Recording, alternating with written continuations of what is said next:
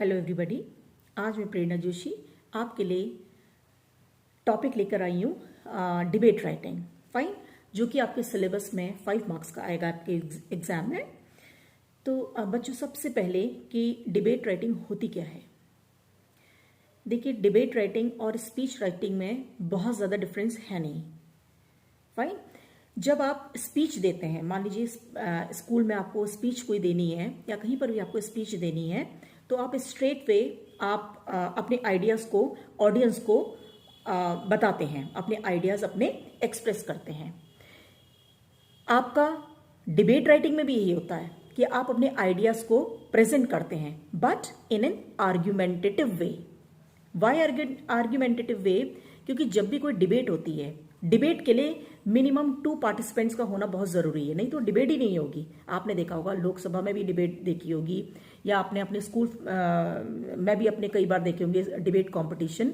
Fine, तो एक जना एक बात को, पहले आप डिबेट में अपनी बात को पूरा एक्सप्रेस करते हैं, फिर आपने देखा होगा कि दूसरा जो पार्टिसिपेंट होगा वो भी अपनी बात को एक्सप्रेस करता है, फिर उनको टाइम मिलता है कि वो दूसरा पार्टिसिपेंट उससे क्वेश्चन पूछे, फिर उनको वो आंसर करता है। फाइन, तो डिबेट राइटिंग में जब वो एक पहला पार्टिसिपेंट अपनी बात को कह रहा है, फाइन, तो दूसरा पार्टिसिपेंट उसके पॉइंट्स को नोट कर लेता है।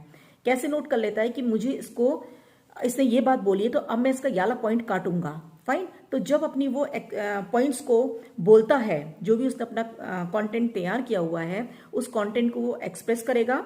फाइन, साथ ही साथ वो ये भी बोलेगा कि जो मेरे वर्दी ओपोनेंट ने ऐसा बोला है तो ऐसा नहीं है। फाइन, तो means what is a debate writing? It's an argumentative piece of art. Piece of art क्यों? क्योंकि अपनी बात को, किसी इश्यू को बहुत ही अच्छे तरीके से एक्सप्रेस करना इन एन आर्ग्यूमेंटेटिव वे। फाइन, तो ये अपने आप में एक बहुत बड़ी आर्ट है, एक बहुत बड़ी कला है। फाइन, तो अब आप क्या करेंगे? जब अब आपके एग्जाम में डिबेट बोलने को तो आनी नहीं है, आपके एग्जाम में क्या आएगा? डिबेट राइटिंग आएगा। फाइन, तो इसका फॉर्मेट क्या हो? फॉर्मेट ऐसा है कि इसके लिए आप ये याद रखिएगा कि जब भी आप अपनी डिबेट लिखेंगे, फाइन, तो बिगनिंग आपकी जो लाइंस होंगी वो कैसे होंगी? जैसे कि आप अपने स्पीच में बोलते हैं, आप अपने ऑडियंस को ग्रीट करते हैं, तो पहला पॉइंट आपका होगा ग्रीट योर ऑडियंस। ये आप सबसे पहले आपको ध्यान रखना है।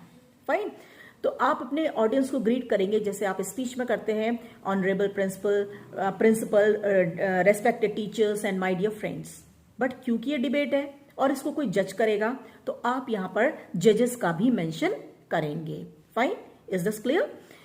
अब आपने ये सब कुछ बोला, आपने you have greeted your audience. इसके बाद आप ये बताएंगे, फर्स्ट पैराग्राफ में ही आप ये बताएंगे कि whether you are speaking for the motion और अगेंस्ट द मोशन। फाइन, जो भी आपका टॉपिक है, टॉपिक को भी इंट्रोड्यूस करेंगे। पहले आपने ऑडियंस को ग्रीट करा, उसके बाद आपने दूसरी बात, आपने फर्स्ट पैराग्राफ में ही आप अपने टॉपिक को भी इंट्रोड्यूस करेंगे, जो भी आपका टॉपिक है। Fine, and I am here to express my view on the topic. This is about for the motion है तो फॉर द मोशन लिखेंगे, अगर अगेंस्ट द मोशन है तो अगेंस्ट द मोशन लिखेंगे। क्लियर? अब आप आएंगे सेकेंड पैराग्राफ में। सेकेंड पैराग्राफ में क्या होगा? सेकेंड पैराग्राफ में आपने जो भी आपका जो कंटेंट है, फाइन, उसके मान लीजिए आप अगेंस्ट द मोशन बोल रहे हैं। फाइन, मान लीजिए एक टॉपिक है जैसे कि whether exams should be offline. Fine, तो मान लीजिए आप इसके अगेंस्ट में हैं। फाइन, जैसे कि आपको लगता है कि नहीं, अगर सारी क्लासेस अगर जूम में ही हुई हैं, फाइन, या ऑनलाइन में हुई हैं, तो फिर एग्जाम क्यों ऑफलाइन लिए जा रहे हैं? कुछ लोग इसके फेवर में हो सकते हैं, कुछ लोग इसके अगेंस्ट में हो सकते हैं। फाइन, तो आप अपना, मान लीजिए आप इसके अगेंस्ट में हैं, फाइन, तो सेकेंड पैराग्राफ में जो भी आप उससे रिलेटेड आपके पॉइंट्स हैं, आप अपने strong points, at least minimum 4 to 5 points आप अपने स्पीच राइटिंग में कुछ ऐसे स्ट्रॉन्ग पॉइंट्स को डालेंगे, कुछ आर्ग्यूमेंटेटिव अपने ऐसे पॉइंट्स को डालेंगे जो कि आपको लगता है कि बिल्कुल ऐसा नहीं होना चाहिए। अगर हमारी classes throughout the year, if we have taken our classes online, तो means exams also we should take online only. Fine, तो उसके लिए क्यों ऑनलाइन लिए जाए, इसके लिए आप कम से कम 4 to 5 पॉइंट्स या 3 to 4 पॉइंट्स कम से कम आप मिनिमम देंगे। फाइन, अब यहाँ पर डिबेट तो हुई नहीं है, किसी पार्टिसिपेंट ने तो बोला नहीं है, बट आप अपनी कंटेंट में बीच में ऐसी लाइंस डालेंगे, एज सेड बाय माय वर्दी ओपोनेंट। आपको ये मानना होगा, इमेजिन करना होगा कि आपके वर्दी ओपोनेंट ने ये बात कही है, but I strictly oppose his idea, fine, और I means whatever is said by my worthy opponent, fine, I oppose. फिर आप उसको एक्सप्रेस करेंगे कि आप अपोज क्यों कर रहे हैं, उसके लिए आप एक स्ट्रॉन्ग रीजन वहां पर देंगे, फाइन।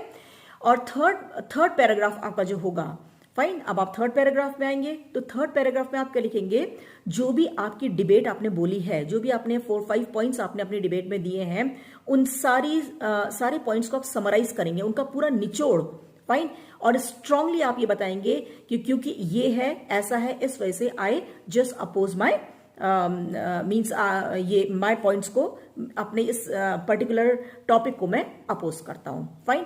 कहीं भी आपके, अगर आप अपोज में लिख रहे हैं तो कहीं पर भी कोई लाइन आपकी ऐसा ना हो जो कि आप कहेंगे कि मैं ये तो मानता हूं, ऐसा नहीं कहना है। अगर आपने ये मान लिया तो it means you are in favour, fine. ऐसी लाइन कहीं पर भी नहीं डालनी है कि मैं ये तो मानता हूं लेकिन इतना नहीं मानता हूं, ऐसा नहीं कहना है आपको कहीं पर भी ऐसे कंटेंट में आपको ना तो डिबेट राइटिंग में एक्चुअली लिखना है, या कभी आप प्रैक्टिकल लाइफ में डिबेट देते हैं तो ऐसा नहीं करना है, क्योंकि अगर आप ऐसा कहते हैं तो आप, it means you are also somewhere you are in favour of it, या आप अगेंस्ट, फाइन, मीन्स आप फेवर में है तो फेवर में ही बोलिए, अगेंस्ट में है तो अगेंस्ट में ही बोलिए।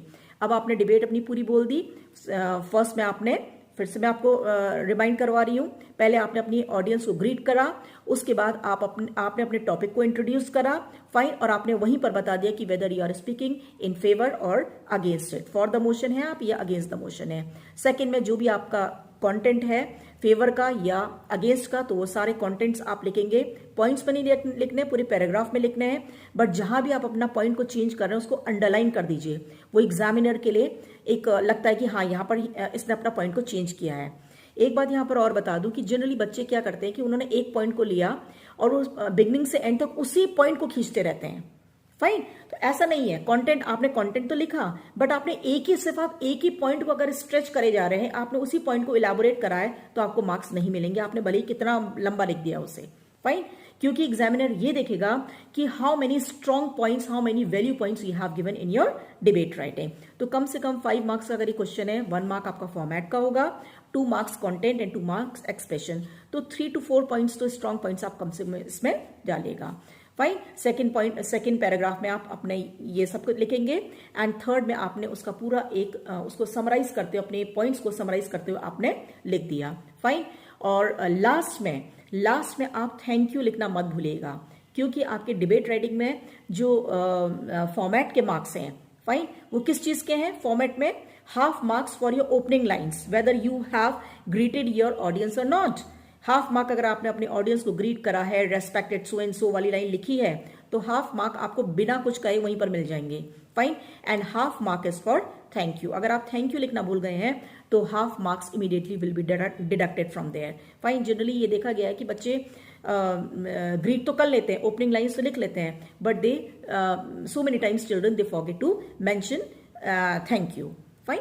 तो ये बातें ध्यान रखिएगा, इतनी सी बातें हैं, फाइन। आप कोई भी टॉपिक ले लीजिए, उस पर आप अपने पॉइंट्स, अपने कोई भी आप सैम्पल पेपर ले लीजिए, या कोई भी आपको लगता है कि this is the burning topic of the day, तो एंड स्पेशली ये पैंडेमिक से रिलेटेड या ऑनलाइन से रिलेटेड ऐसा कोई टॉपिक आप ले लीजिए, फाइन। उस पर खुद ही आप फॉर द मोशन और अगेंस्ट द मोशन एक तैयार कर लीजिए, फाइन। तो बच्चों, इस वीडियो में इतना ही, and thank you children very much, thank you.